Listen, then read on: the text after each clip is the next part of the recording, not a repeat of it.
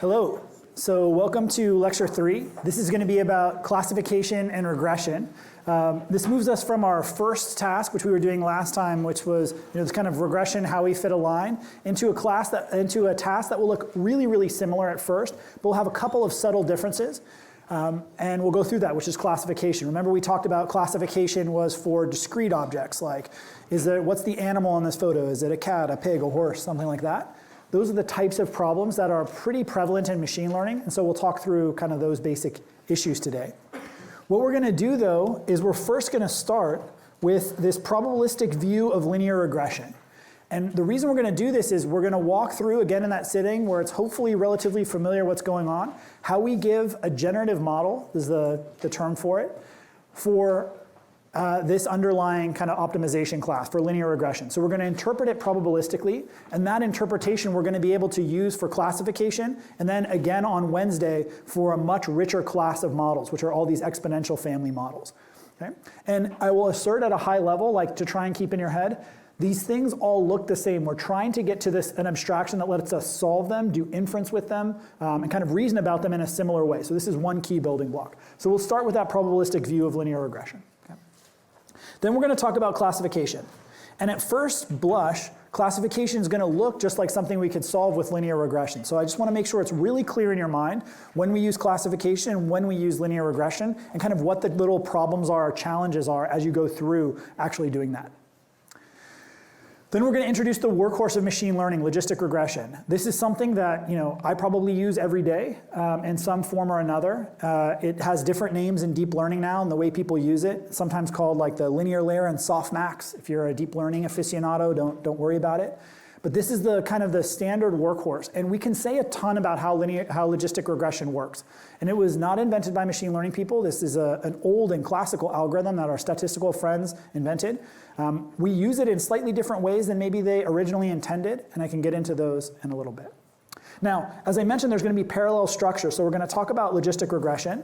We're going to talk about linear regression. Then we'll talk about logistic regression, which is confusingly enough a classification algorithm, although it says regression in there. Don't blame us, blame the stats people. And then once we do that, we're going to parallel exactly as we did in the last lecture and talk about how to solve it. Okay? And when we solve it, you're going to be introduced to a method called Newton's method, which maybe you've seen if you took a kind of a stats course at some point or a calculus course. And we'll reintroduce a way to solve it. And Newton's method, when it's applicable, is really, really fast, meaning it converges very quickly. But each step of that algorithm, we'll see, is quite expensive. And so it's not really appropriate for a lot of the places that machine learning people care to use it. Okay? So the messages from this lecture, if you get it, is kind of what is classification, why does it differ from regression, what is the workhorse model in logistic regression, and then a method to solve it. And then we're going to come back at the end and kind of compare and contrast the different ways that people solve these different things. All right? As last time, there is a thread that started online if you feel more comfortable asking your questions anonymously. Last time we had a bunch of great questions. I'd love to keep that going. Super happy to talk with you about anything that's there. But I will keep the lecture 3 question thread up on Ed if you want it. Okay, awesome. Let's get started. All right. So we're going to start again with our friendly squares, right? So just to give you kind of the format you should think about these tasks, you're given something and your goal is to do something with it. So we're given some xi and yi, right, for I equals 1 to n. And recall, this is the training set. And right, in this case, xi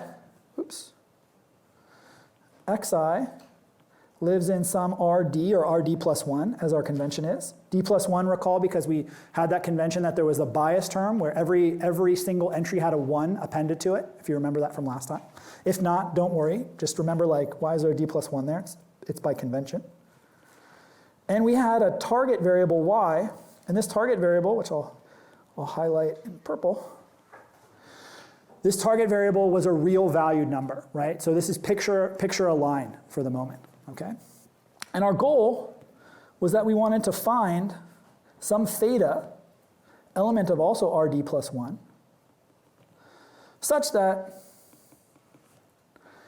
theta was the argmin, or very, very close to it, because remember argmin, we can't really solve these exactly, even though we like it, over theta, of sum I equals 1 to n yi minus h of theta x of I squared, where h of theta x of I equals theta dot x. Actually, I'm just going to remove the xi because I don't care. It's true for any example. Okay, I'll put transpose here just to make sure it's clear. I have a dot there, but awesome. Okay, now I'm using this slightly more general notation, this h of theta, and that looks like a little bit of overkill for a dot product, but we're going to use that in several ways through the next couple of lectures, so apologies for that. If you remember here, we had this, the way we define this theta is we said, oh, it minimizes the losses or the residuals squared. And we didn't give any justification for this. And what we want to do is go, in this next part, go kind of one level deeper and ask this kind of why question. Why did we pick to minimize the sum of squares? Now, this will introduce us to one of our favorite friends in this course, which is the Gaussian distribution. And we'll talk about why that's a plausible thing to do, right? You could ask why the Gaussian distribution, and I can wax with you philosophical. I'll give you a sense of it, but we'll come back to that in 1 second. So our goal is, okay, we have this equation, but kind of where did it come from? And by thinking about where does it come from, that's going to tell us how to generalize it, right? That's the plan for what we're up to. All right, so this is our first model in the class, really like generative model. We're going to assume that yi looks as follows. It's going to equal theta t xi. I'm going to unpack this in 1 second, plus some epsilon I. And this character here, this is an error or a noise term. Okay? All right, so let's unpack this, because it's the first time we're seeing one of these things. Okay, so this thing here, maybe this makes sense to you. You're like, oh, there exists some true theta that's out there. That's what this is saying, this model is saying. There's some theta, maybe I'll call it theta star, just to make sure it's clear. There's some theta star that's out there, some, one that's hidden from us, but all of my data was generated by taking that parameter with the features and generating the y. Okay? This would be a situation where all of your data laid perfectly on a line, right? Because it's just saying that, like, given the features, I know exactly what y's value is. Now, what we're saying is something that's not quite that strong. That would be a noiseless situation. We're adding in a little bit of noise. And when machine learners or statisticians say noise, what they mean is like stuff we can't really explain. That's the kind of thing to think about it. We're modeling it up to this. Okay? And maybe we know a little bit about the noise, and we'll talk about what we might expect from noise in a second, but like we expect that there's some kind of random gyration. Maybe this accounts for, in kind of physical settings, some measurement error, right? Some classical jitter that's underneath the covers. Maybe there's something where, if you're more kind of sophisticated Bayesian, you think it's, subject to your information. I only know the features X, and there's some unmodeled piece that's in the noise, and I'm willing to kind of minimize that. So what are the properties you would want of this error? Okay, right? So this is a forward model, by the way. It tells me I don't know theta, but I know how my data is generated, right? That's what I mean when I say generative model. It's like, I know if you give me an xi and presumably knew how to construct epsilon, you could get a yi value. Okay? Now we don't get to see epsilon I, by the way. It doesn't appear in the training set. It's just a mental model for how the data are actually linked together. Okay? And that's going to be fairly important when we start to generalize these models, right? They have certain kinds of errors we can characterize. Okay? So, what are the properties that we would expect of epsilon I? Okay? So first notice that it's epsilon super I, that is that noise is different per tuple. It's not like there's some noise offset that was just added to all our data and shifted. Every single point, if you like, we're going to have a random model, you get a random sample from that noise. Okay? And that's what determines what the yi is. Okay? All right? So what would you expect from that? Well, it's random. We probably want something where the expected value over all the epsilon i's, over that random process, is 0. This is sometimes mean it's unbiased. Okay? Now, this is on one hand like a deep philosophical statement, and other hand kind of a trivial statement. The deep philosophical statement is, we're kind of saying that these errors, if you think about it, is kind of unreasonable. Like, if I averaged over infinitely many of them, they're not going to appreciably change what the true y value is, right? They don't have any information that's inside the model. That's really what it's saying. I may still get a sample where epsilon I is 0.1 or 0.2 or negative 0.1, whatever the value is. But on average, I'm just making a statement in the population, like, I don't care about this value. It's going to be averaged away to 0 in a precise sense. Okay? Now, on the other hand, if it were not a 0 value, that would be kind of a strange thing because we have a bias term. Suggests that you could actually just kind of incorporate that standing bias into theta star, okay? So I don't want to go too far down that path, but like operationally, this is not an unreasonable thing to say, and I want you to think about it as kind of a statement of information. Like, I modeled all the features in the x's, right? Those are all my features, the house price, remember the lot size, all that stuff, and there's something I haven't modeled. Maybe the house looks a little bit nicer. Maybe it reminds people of where they grew up as children. Maybe it was, that it was like a famous house or something. That probably doesn't count for noise. But there's something about it that's unmodeled as a statement of information. Okay? The second thing is a little bit more subtle. The second thing is that the errors are independent. Okay? Now, we don't always make this, but this is going to allow us to do some pretty healthy mathematics, and let's talk about what would happen if it failed. And what this means formally is I'm going to write down a strong form. Okay? It says that these two things equal the expected value of epsilon I, and I mean it in a very strong sense. If you know about various different notions of independence and uncorrelation, don't worry. Okay? All right, so this is for I not equal to j. That's what that little piece is here. Let me write it bigger so you see it. For I not equal to j. Okay? What does this mean? Okay?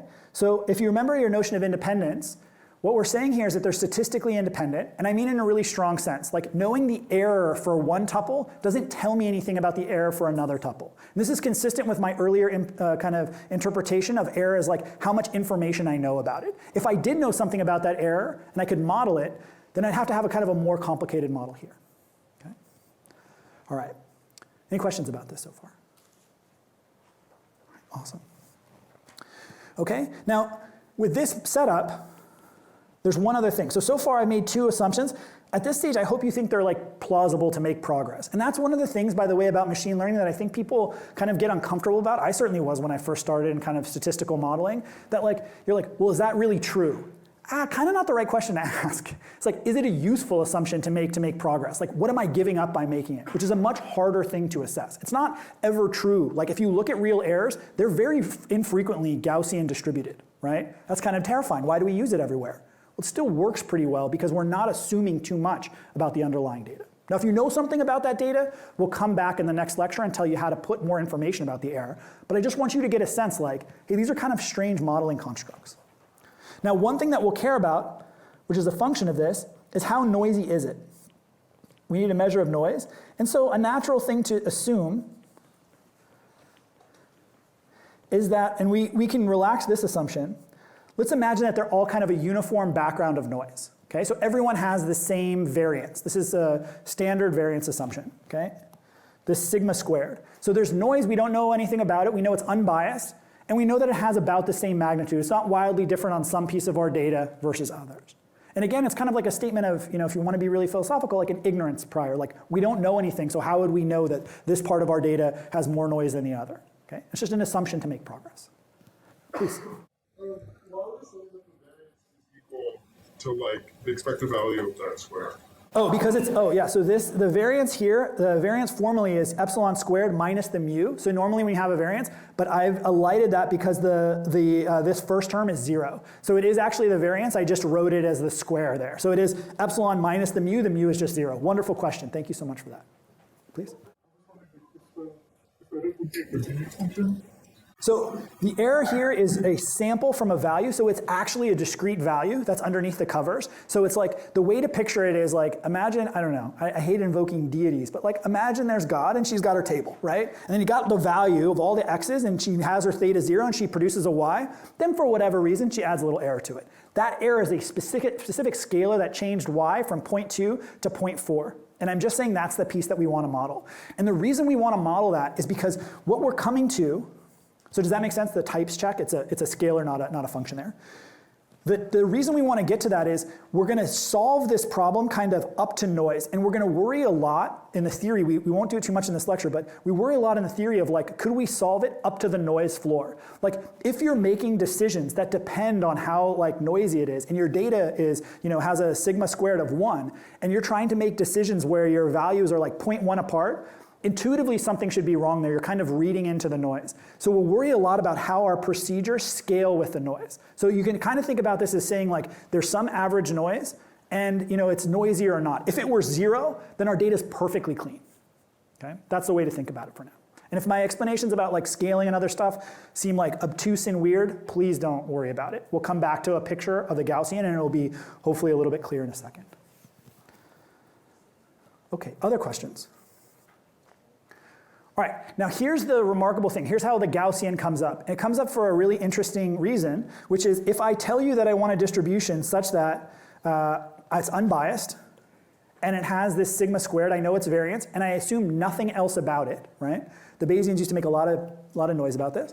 Then that distribution is uniquely the Gaussian, okay? So you don't have to know that in some fundamental sense, but it leads you to this conclusion. That is a distribution that has these two properties, and you're not assuming things about how it's like third and fourth moments. Like if you wrote a 3 or a 4 there, I don't have to assume what they are, right? They're just given, okay?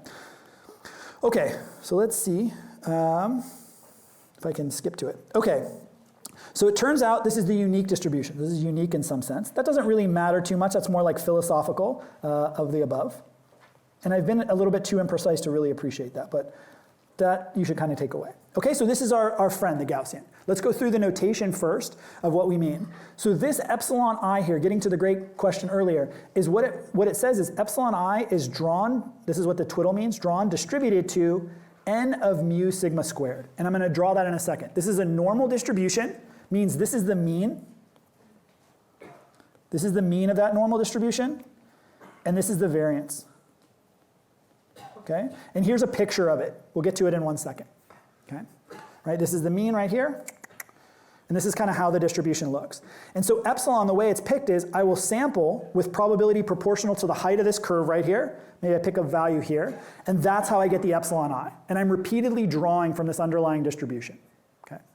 That's the mental model I have of epsilon. Now, is that actually what's going on? I don't know. Don't know God. Don't know how that works. But it's our model of how the world is going. Okay? Sound good? All right.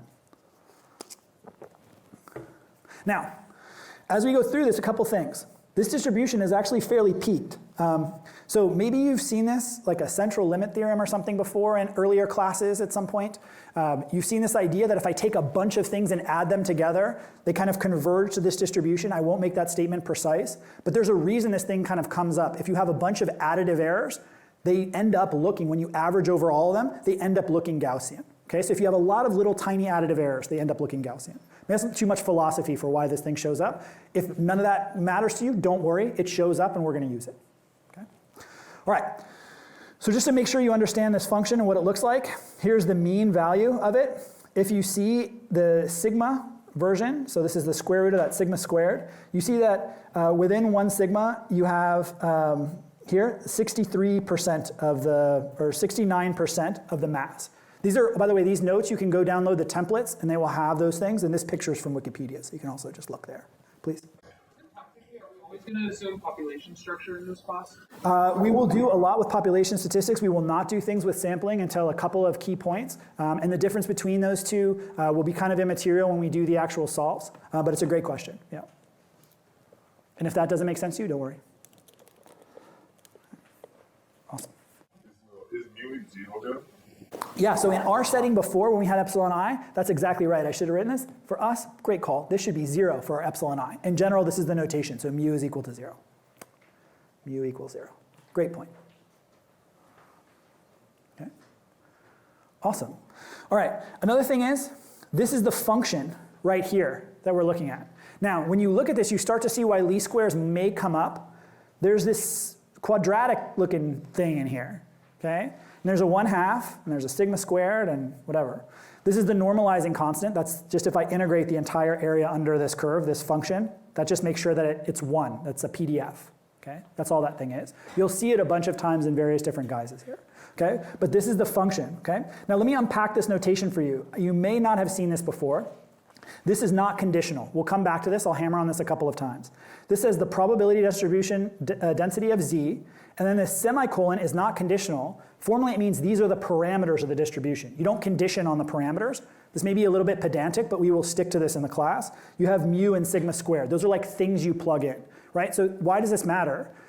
when we reason about the normal distribution, we're going to have these parameters, the mean and the sigma squared. We just plug them in, and then it gives us a distribution. Okay? And that's going to come back in 1 second when we get to what's called a likelihood function. Okay? So these are our parameters. Let me write that on here. These are our parameters. Okay? Is the notation clear? If you're familiar with conditioning, this is not conditioning. You can still condition. You can write it in a bar. And we'll do that in 1 or 2 steps. You should be familiar with conditional probability for this class. Not the most advanced versions of it, but basically what it does. Okay, awesome. All right, so now let's write something that's conditional. So what is the probability of yi given xi? And as we said, I'll write here theta, which is our underlying parameter. Well, it's going to equal what? 1 over square root 2 pi, that's the normalizing bit. I'm going to move this down, sorry. Exp of, and then here it's yi minus theta xi squared over 2 sigma squared. Okay, so far so good. Okay, so this is the probability distribution. What does this say? It says, given that I saw xi, I saw the feature, what is the probability distribution over the yi? What value should I expect, okay, to come out of this, right? And that I have this theta model, which is our parameter here, okay? It's our parameter, okay? We could put sigma squared in there too, okay? Now we'll write this in a more compact form. Xi, okay, this is the bar. Okay, so this is now the conditional probability. Okay, it says, given that I saw xi, a condition on all the probability distributions, under theta, this is the probability distribution over yi, and I'll often write that this conditional distribution is n of theta t x I sigma squared. So this mouthful is the same as this mouthful. Does that make sense? This is just notation at this point. And hopefully the fact that it's a generative model kind of adds up. Go ahead. Distribution of the error to the distribution of y. Yeah, so great question. So here what I'm saying is I'm basically asserting by fiat that because the only random variable is epsilon I, that xi here, like, so this really is, the difference between these characters right here is epsilon I, right? That was by fiat in the model when I did it earlier, right? I said, oops, sorry to scroll. I really wish it didn't look so nauseating, but it does. So because of this model, I could substitute in here. So this value here is nothing more than epsilon super I in just a different guise, which tells me all these pieces. But it has to be conditioned on xi because I saw that. Like I saw that variable when I had to add it in, right? So that's how I get a distribution over yi. Wonderful questions. Are there more? Yeah. Oh yeah, so someone asked on the thing, is EI the product of the two? And the answer is yes. Yeah, so thanks for the question. Someone's asking if this is the product up here, and yes, this is the product. These are just multiplied by one another. There's no hidden operation there. Yeah, sorry, the graph paper makes sure that I write in a line, otherwise like I'll end up writing all crazy, but I can understand it's not awesome for rendering. Other questions?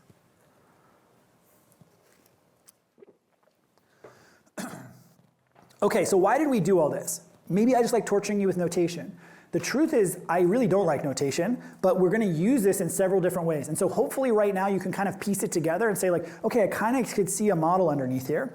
And what we're going to do is we're going to try and justify the optimization that we did for least squares by picking the most likely parameter. So let me explain what we mean, okay? So before I do that, notice here one fact that I've kind of hidden from you a little bit. Picking theta picks a distribution. Let me make sure that claim is clear before I move on. Okay? What do I mean? Once you tell me theta and I have the data fixed, then all the distribution over the yi's are fixed. Does that make sense? So in some sense, by picking a theta, right, once I have the sigma squared fixed, I'm picking a distribution now over all what the yi's should be. And that's going to be interesting because what it means is as I pick a different theta, I can compare how well does it line up with my data. So intuitively, right, if I pick a theta, all my data lies on a line, and I pick the theta that exactly fits the line, that should be much more likely than if I pick a different theta where it's scattered, my predictions are scattered all over the place, And they're really far away, so they're at the thin parts of this. So let's come down and write that a little bit more precisely, but that's the intuition of what's going on here. Okay, so ask me a question about that. Okay? So for this, we need a notion which will be very much used in this class, which is the notion of likelihoods. And this allows us to pick among many distributions.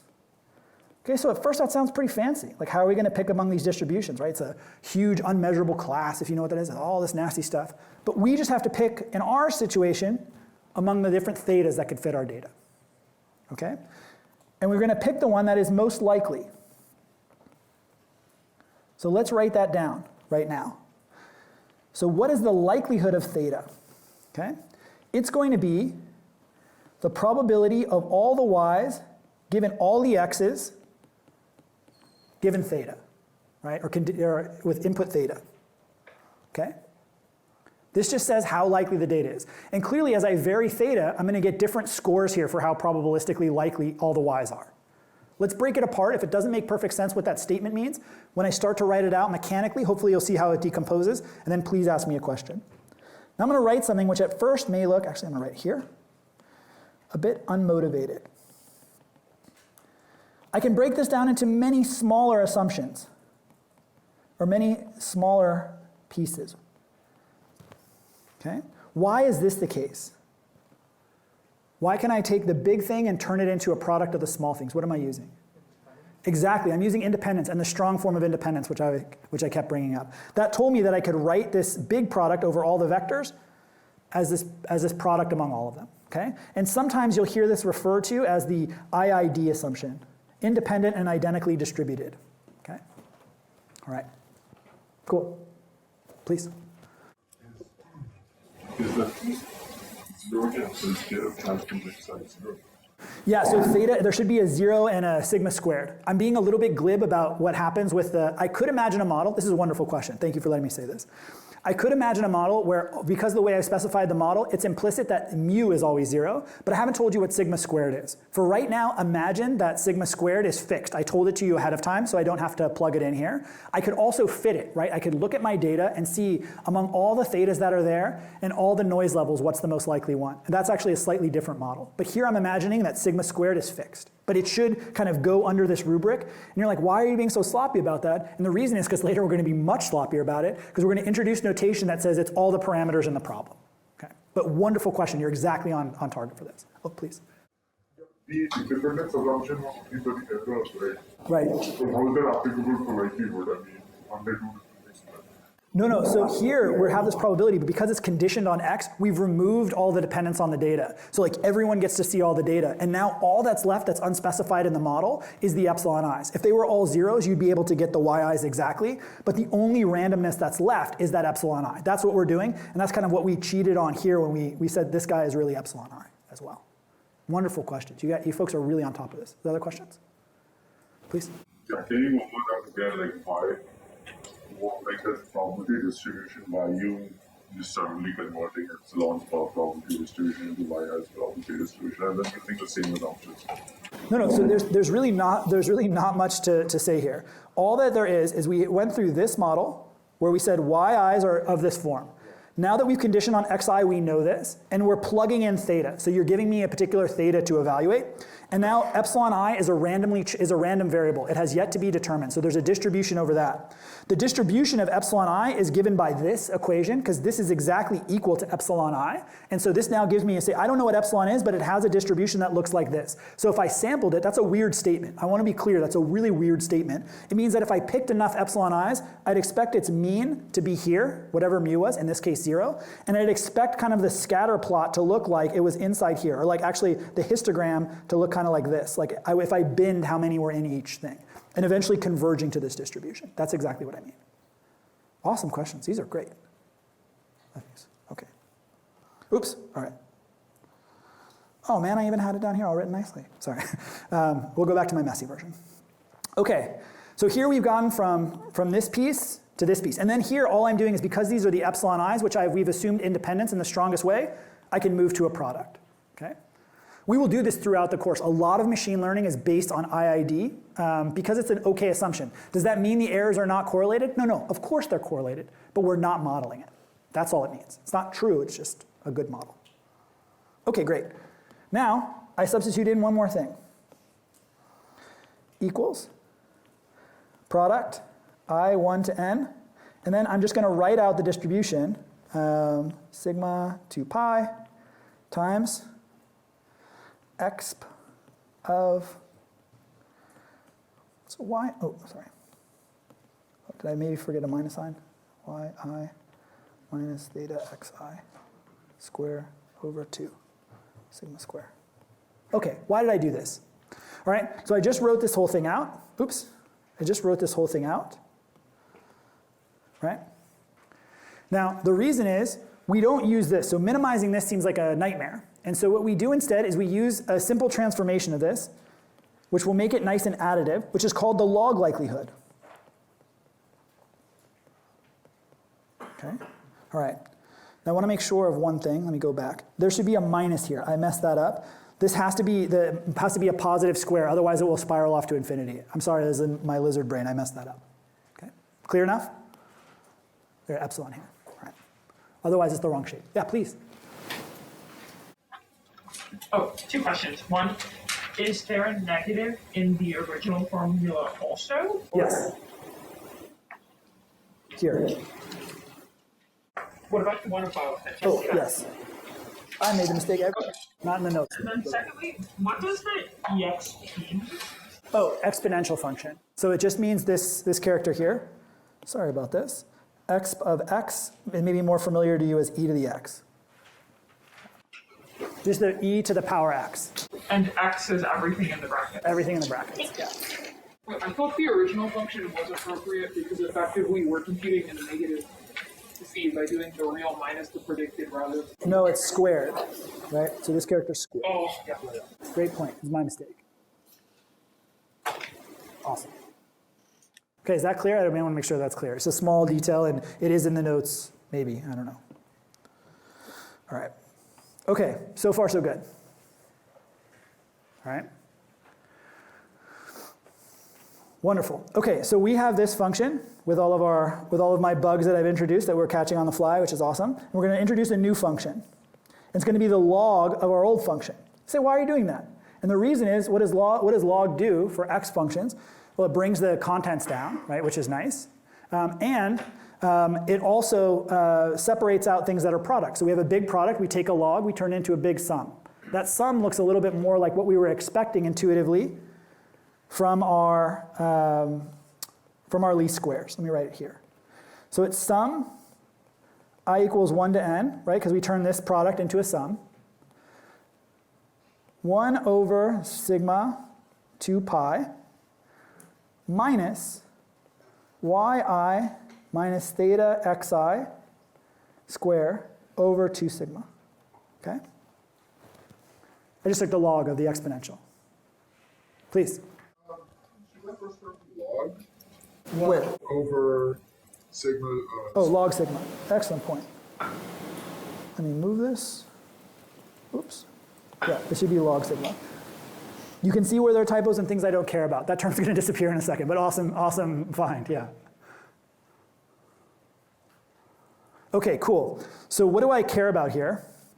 The thing I was just about to say is, this term doesn't depend in any way on theta, right?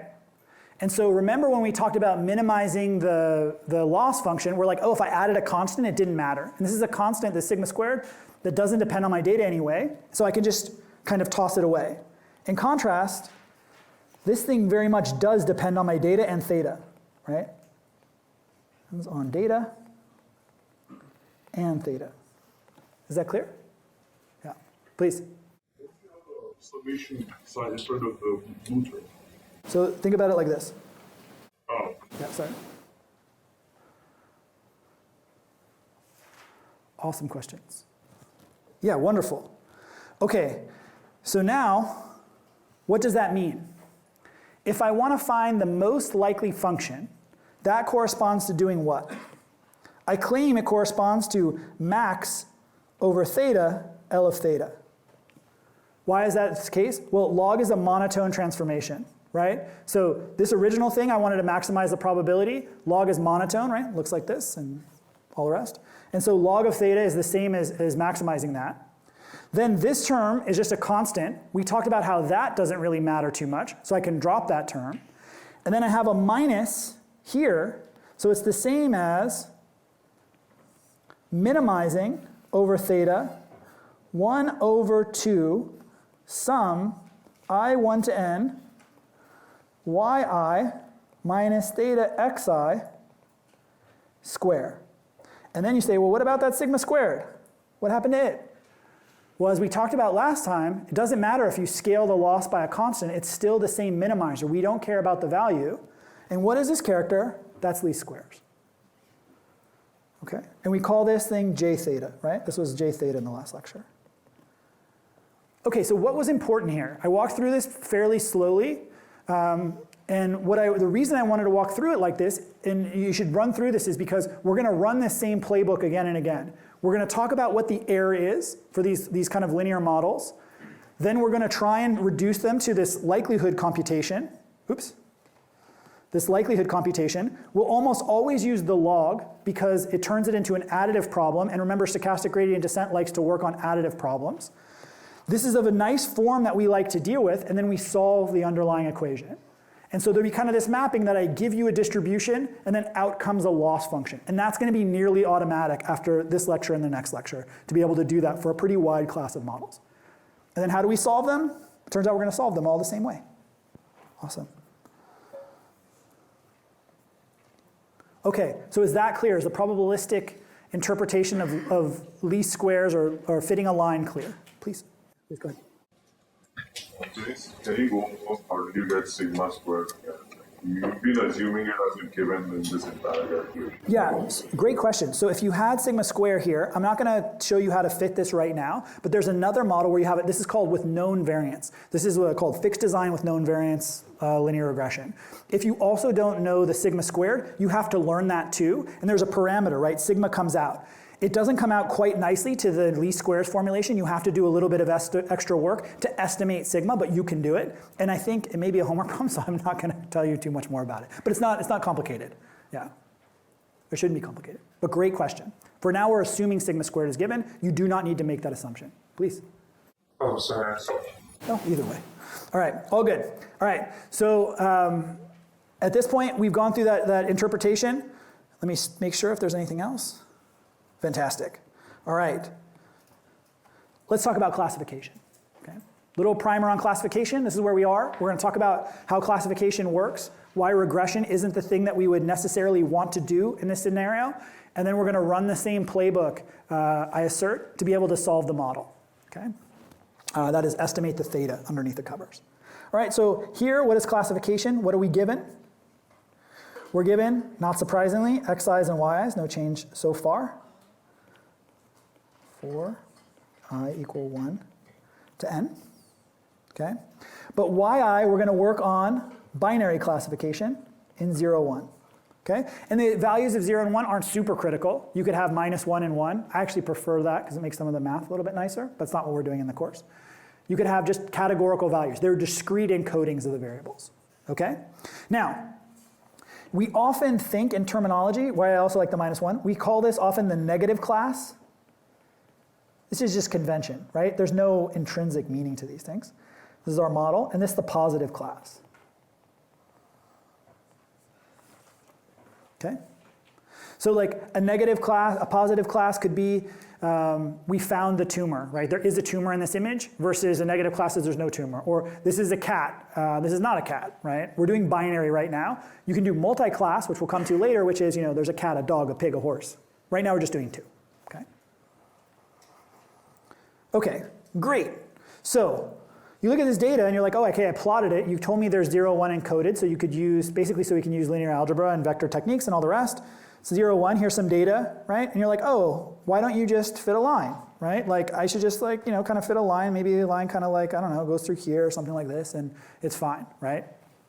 And indeed, for a lot of problems, if you run linear regression and just kind of say like, is it closer to 1 than 0 and round at the end, like you can get out a classifier. But it kind of feels a little bit weird, especially because your data, there's no reason it should be nicely clustered.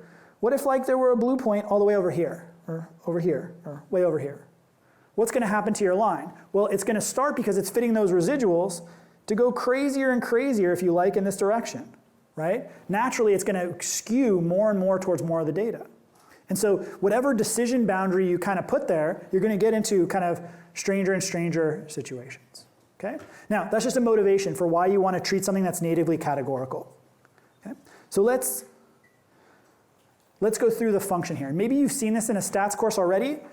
This is logistic regression. So we're going to do one trick here over linear regression. Our hypothesis is going to generate something of x is going to live in 0, 1.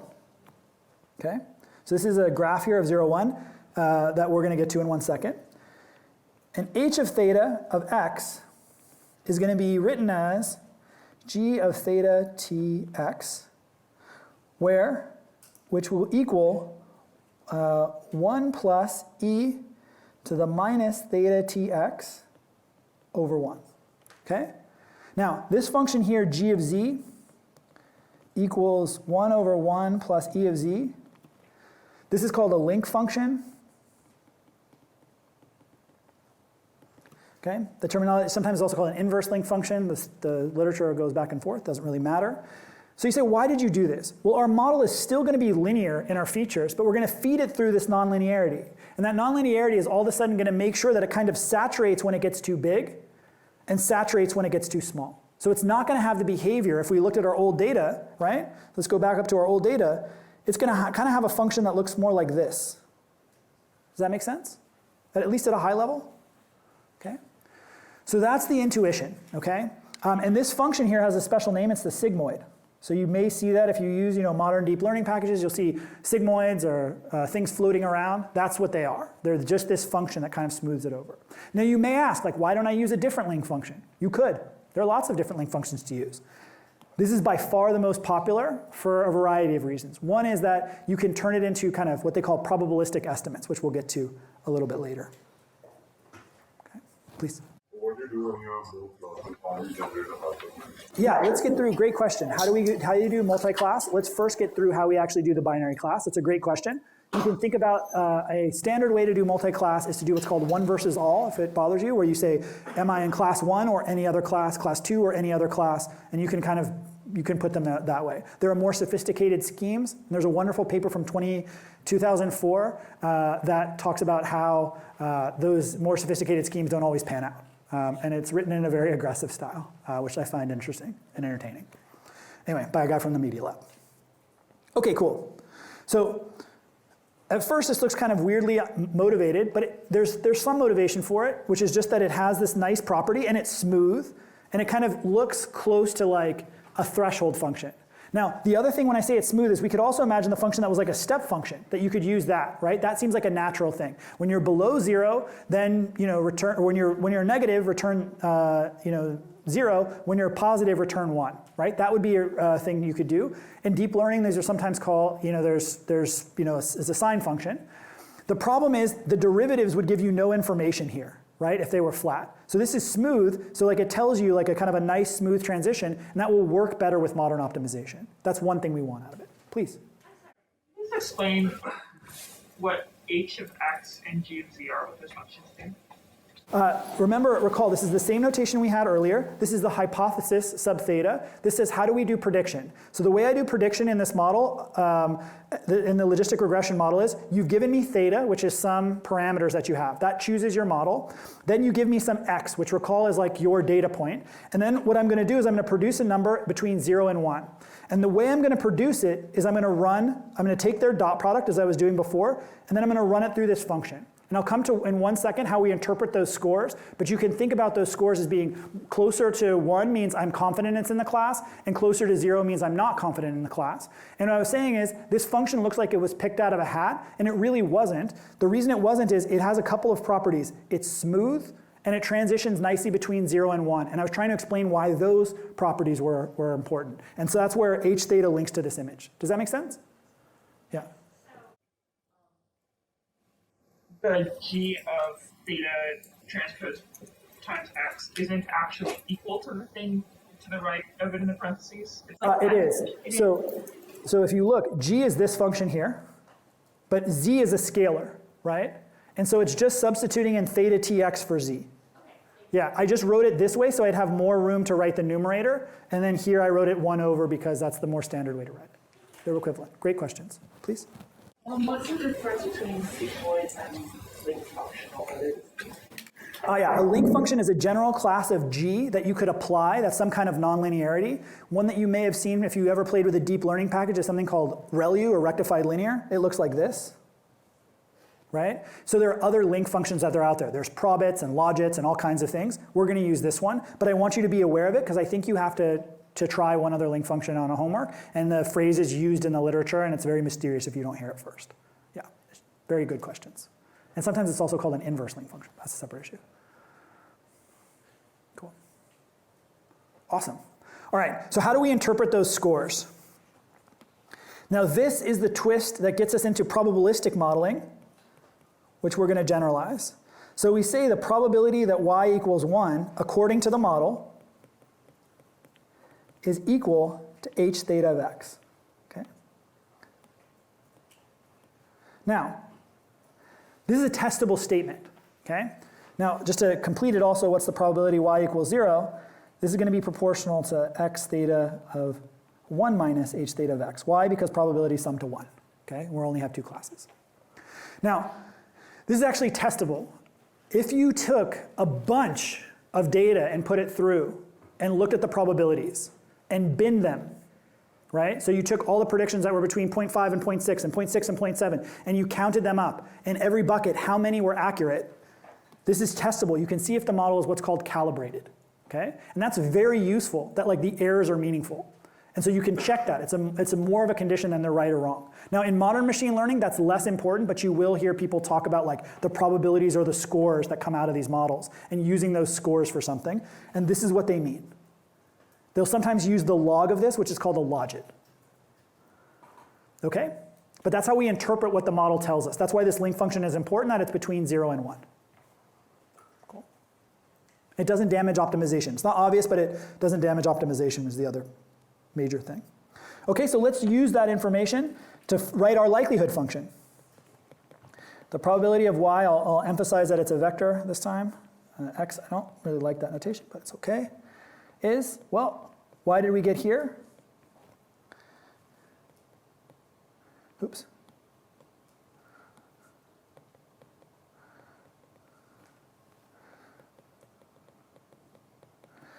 Well, this is again the independence assumption, kind of rearing its ugly or not head, right? We're able to go from the entire data set to a product over all the terms.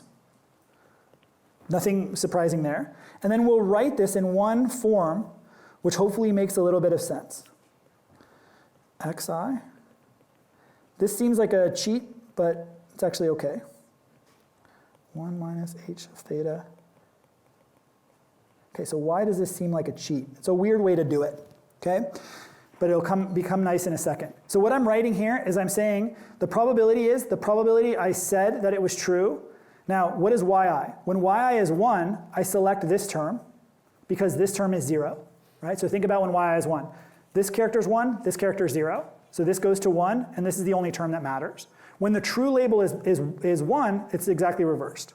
Okay? When it's 0, I should say when it's 0, this term is 1, and then this term goes away. Does that make sense? Just think through like the cases, yi is 0 or yi is 1. So far so good? So it's kind of like encoding both simultaneously. I get to see yi, so really only 1 is present, but it just makes my arithmetic a little bit cleaner below. Does that encoding make sense? Cool, great. All right, so let's take the log of L theta. We're doing exactly the same thing that we did before, 1 to n. Now, I'm going to write this out. It's 1i, yi, log h theta xi, plus 1 minus yi, log,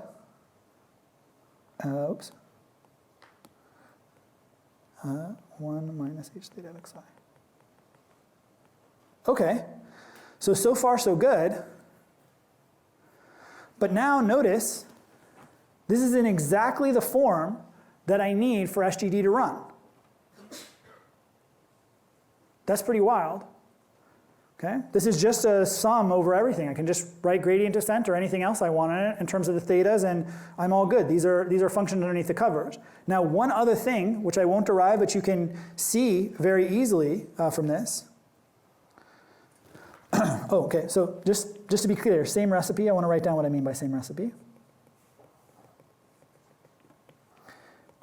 We have theta t plus 1 equals theta t minus alpha theta I, j theta. Now, when we do this, so right now actually we're going to do gradient ascent because this is still maximizing probability. We haven't pulled out a negative term. Sorry about that. But one interesting thing pops out. So you should verify this. We'll see if we can do it. We won't do it in class, but you should see if you can do this. Theta j of L theta equals the sum, I goes from 1 to n, of yi minus h theta xi times xij. Okay, so this is pretty miraculous if you look at this. What it says is, if I look actually at this underlying function and I take the derivative, it comes out in exactly the same form that we had when we were doing linear regression. It's your prediction error times the xi. Now the prediction itself is different, right? Before the prediction was just theta dot xi. Now it's this h function. But this gives me something like, these models are very, very similar, right? They're like, how much error do I make? Then take a gradient step with respect to the data that tries to minimize that error. And so this is the sense in which I mean, like, these models really all are kind of like all the same. We're twisting these pieces at the edge for how we model things. Okay? And so that means, actually after you pop all this stuff out, you can use exactly the same rule. And this rule is extremely general. Okay? And that's surprising. Like, this rule of like, I just take my predictor and then I do the derivative, like, that's kind of shocking that like a large class of models. And in fact, that's what we're going to generalize in the next lecture to make sure that we understand exactly the breadth of that. Any questions to this part of what we're talking about, please? Can you go over why you were doing gradient descent? Oh, right, great question. So remember the reason that we got this minus sign here? Sorry to go back. Ugh. The minus sign was our nemesis the last time that popped out. And so this turned our max into a min, right? We didn't have a minus sign here, and we were maximizing the loss that we put in, and I didn't change anything. So when we never had a minus sign pop out of here. But when you actually go through and see it, a minus sign does pop out. You have to take my word for it, or you just do the calculation and see. Okay. But here, that's why we have gradient descent, because we're maximizing the loss, not minimizing the underlying function. Please. Oh, this is xj is the jth component. So here I did this, j's are the same. So I was taking the derivative with respect to the jth component of theta, and so that's the underlying derivative. Same way, if you remember in the linear regression, we calculated the derivative with respect to each component independently. What's the jth component of the ith sample? Exactly right. Well, this is the exactly right. Yeah, I don't have anything to add. Yeah. On the line of perfect law, Yep. minus y by that was the difference between the actual answer. Yeah. Oh, great question. Yi is the label. So, and here, that's what I was saying. I said it in an extremely confusing way for some reason. So yi is fixed. I know yi. I get to see yi. It's a label. So when I have yi is equal to 0, then this term is 0. So this thing is just 1. And this is the term that's inside. It's like a switch statement. When yi is 1, which I get to see, right, for the values that it's 1, then then this statement goes away, and I have only this character. If I could draw faster with colors. That's a terrible color. Here we go.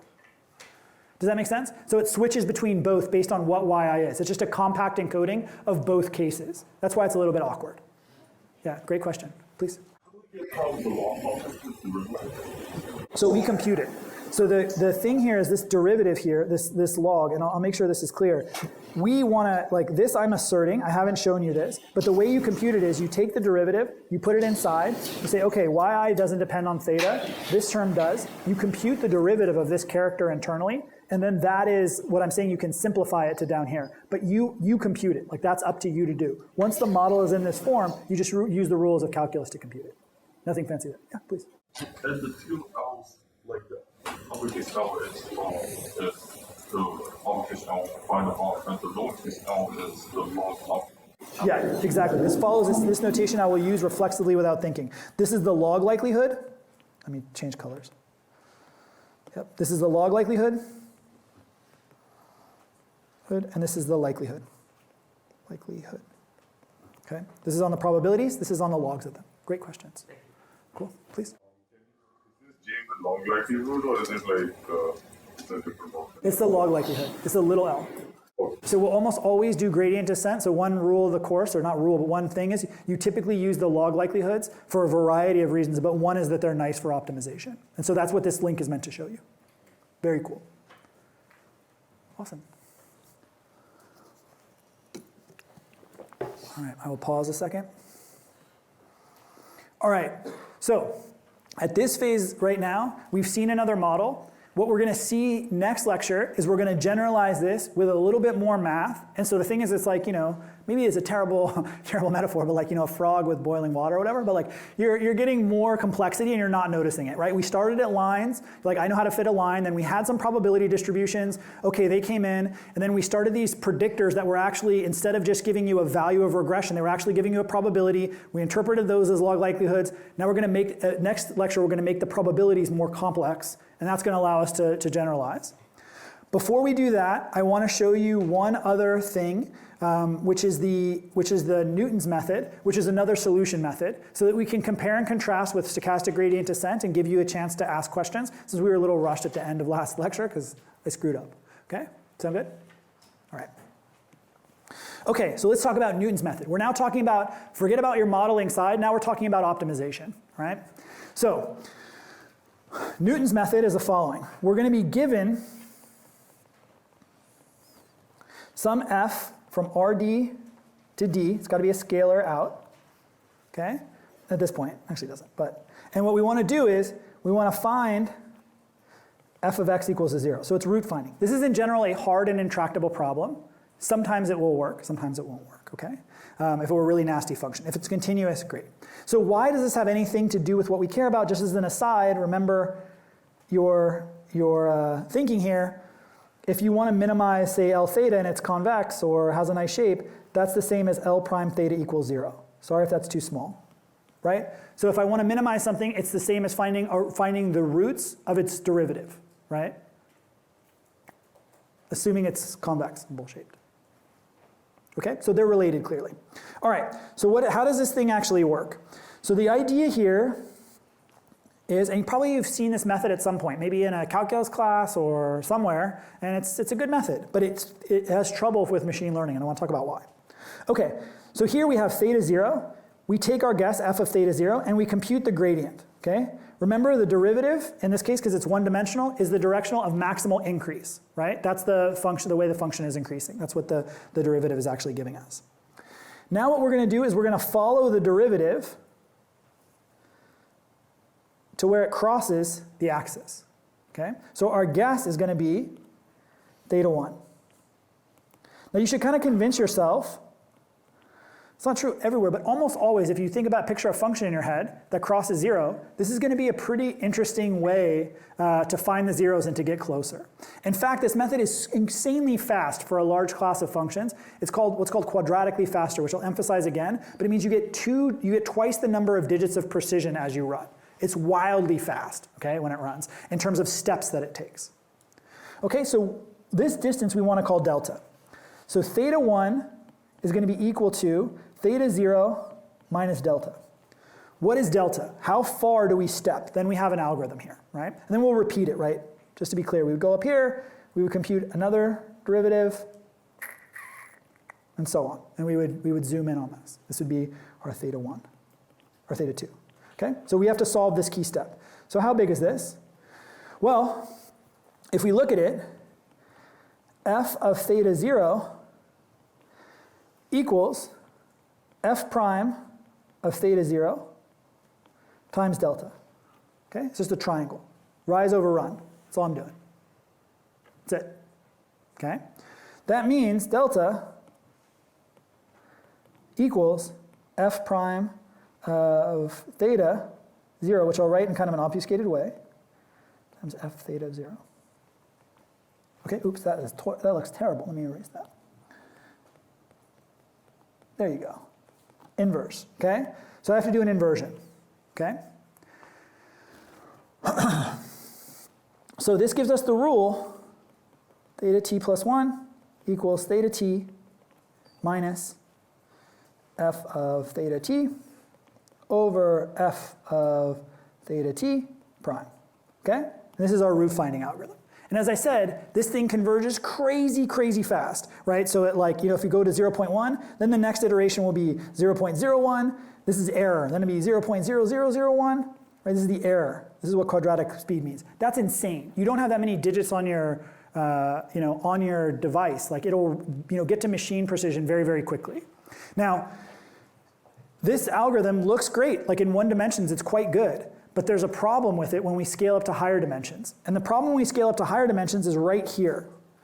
The way that you write the higher dimensional version of this rule is theta t plus 1 equals theta t minus, and I'm going to write the typical way we do this, h inverse gradient, and I'm going to put it in the way that we would use it. Okay? So what have I done here? Let me unpack this. It's a little bit obtuse. Okay? So when we want to generalize to vectors, so we want to generalize and use for minimization,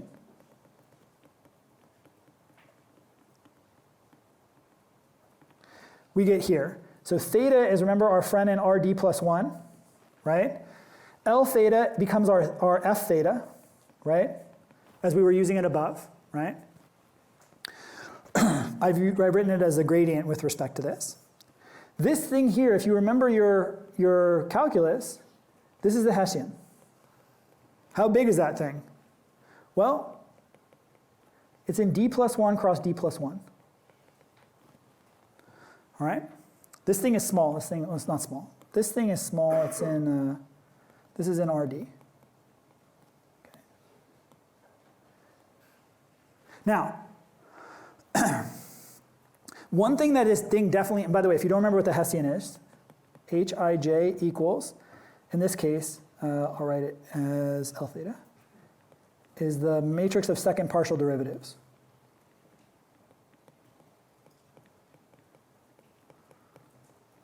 You're right, L theta. Okay? So it's all the mixed partial derivatives. Okay? If you remember this from your calculus class. If not, don't worry. I'm sure a brief refresher will be fine. A couple things that are great about this algorithm. First is, notice there's nothing there. There's no step size. There's no alpha. This thing just runs. Okay? This is a great algorithm.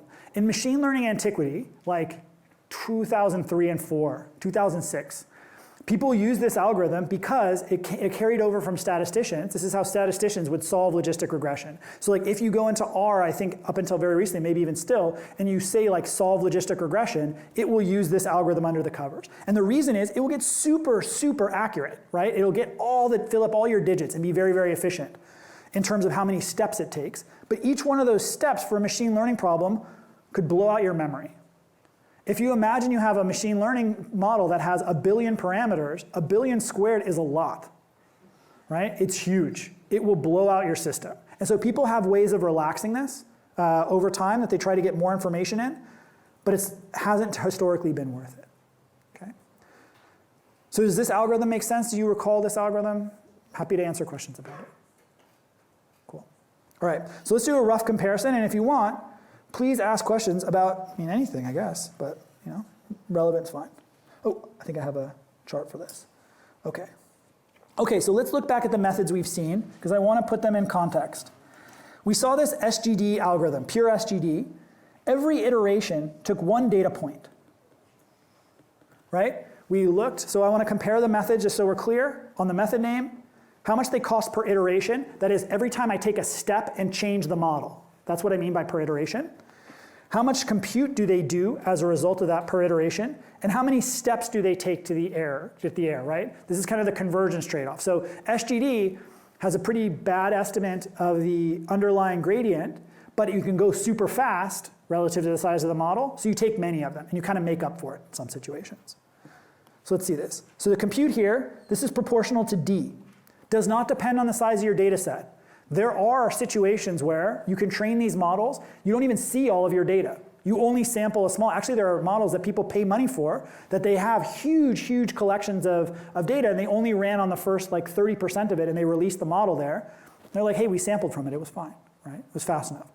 If you ran even a single episode of batch gradient descent, batch gradient descent, you would have to look at all the data points, which would potentially be much, much slower. Okay, so it takes time at least OND. Put thetas here, although I don't really mean them formally. Okay?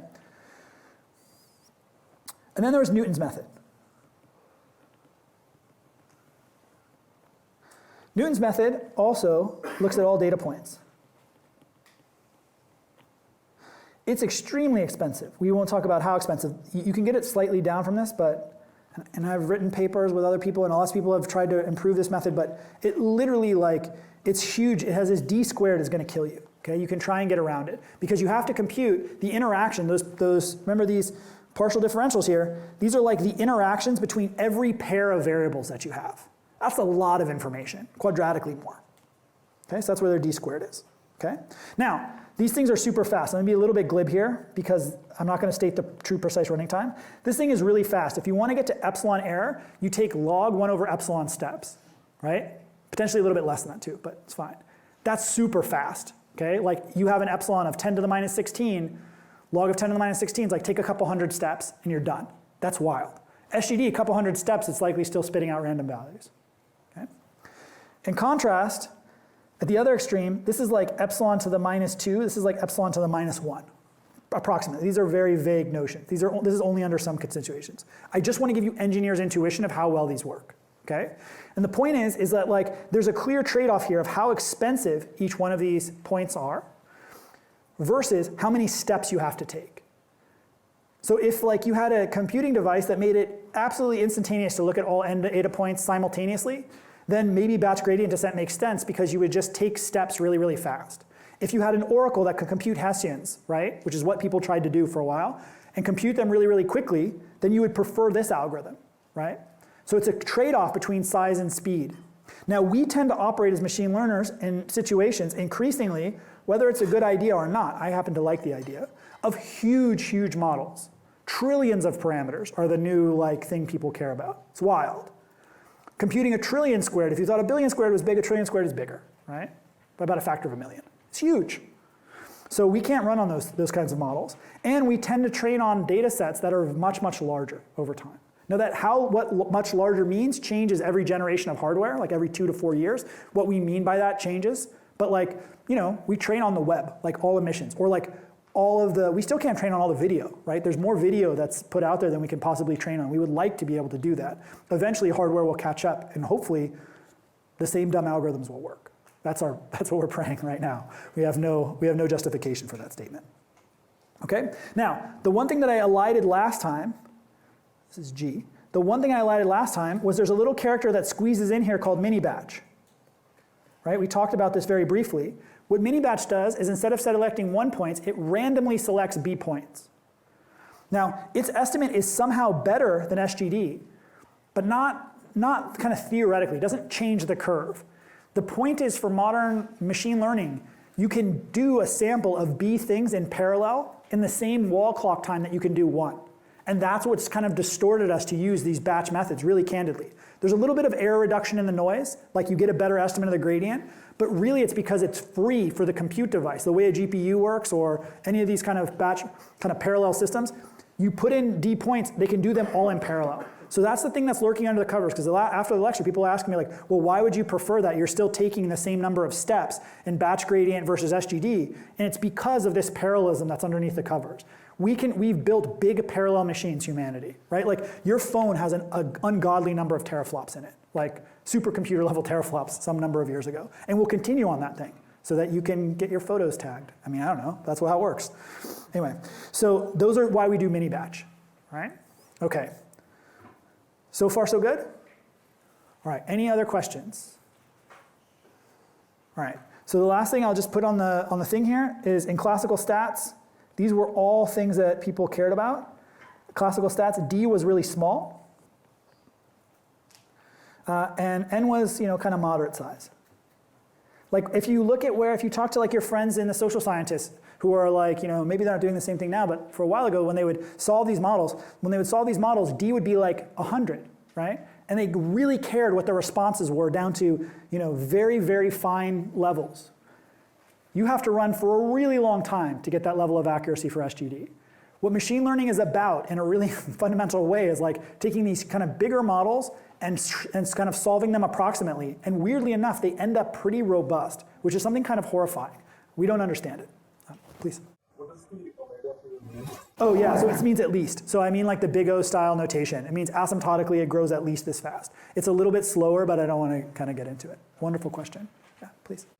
Like, what about how does these few algorithms implement this? Awesome question. So one axis that you could also look on here is how well do they handle kind of noise in the data. And SGD turns out to be kind of remarkably robust.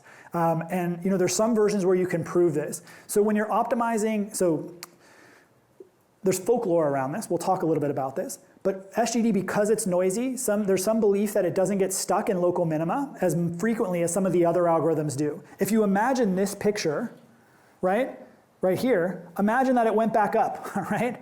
Then somehow, you're using all these second order information to race you down to the closest local minima. That's potentially not what you wanted the entire time. So there's some folklore theory that says SGD is a little bit better. Now I say folklore because we can only nail that down in some cases. They're basically theorems that say of the form, like if your data looks like this, then this happens. Or for certain things, I'll show you in a couple weeks, this happens for like solving certain matrix equations. You can prove that it happens there. So that's another axis. The other axis, which you may think about if you're an optimizer, is how numerically stable is the underlying algorithm. And here's the thing that's pretty wild about machine learning. The trend has been not to make more numerically stable things. So if you care about how a computer works, you have doubles inside, double precisions, floating point numbers. Now, if you saw NVIDIA's last announcement, they're going down to FP8, which means instead of 64 bits for a number, they're using only 8 bits. There are people right now training with integers. Those methods we really only know how to do over SGD because these methods you kind of can't get enough meaningful information in there. So there's another argument about how kind of statistically robust they are and how numerically stable they are. They're not very numerically stable. There's a lot of tricks. We're pretty primitive there compared to the optimizers of the world. But yeah, wonderful questions. Awesome. Fantastic. Any other questions? Okay, great. So we're going to end a little bit early today. What we're going to do in general, you have to stay till 4:45, but today we got through it. Next time, what we're going to talk about are exponential models. These are going to be models that have a more complex link function and allow us to model more of the world that's around us and kind of interesting noise things. See you. Have fun. I'll stick around for a couple questions.